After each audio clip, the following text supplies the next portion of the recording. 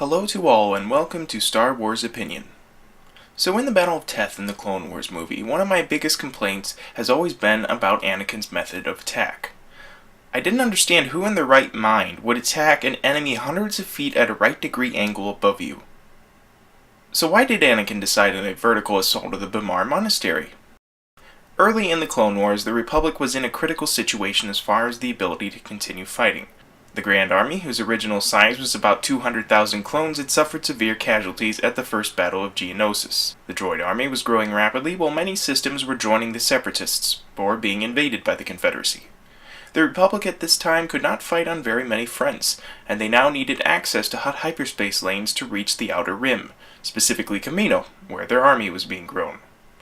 At this point in the war, the Republic was just starting to introduce Venator-class Star Destroyers, as well as starfighters. They were still primarily using Acclamator-class assault ships, and LAAT gunships like they had at Geonosis. This is what Anakin had to work with when attacking the Bamar Monastery on Teth. The Republic just couldn't spare more than one Acclamator, 6 LAATs, 2 ATTEs, and the accompanying clones. Since they're there to rescue Rada the Huttlet and wouldn't want to risk his safety, naval bombardment of the monastery is out of the question. As it is, the Acclamator wouldn't be able to provide much on that front anyway.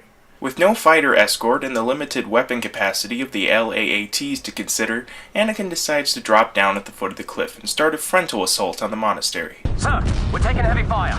Close the blast shields, Lieutenant. Get us under those guns. Yes, sir. This means that he and his troops will have to scale the vertical cliff while fighting off enemy fire. Now personally, I would have used a few of the LAATs as air cover, and maybe used the frontal assault as a diversion while a smaller attack group sneaks up a different way, maybe incorporating an LAAT or two into that scheme. But it's Anakin, not thinking too carefully, rather going in rashly, depending on instinct to get the job done. Rex, follow me!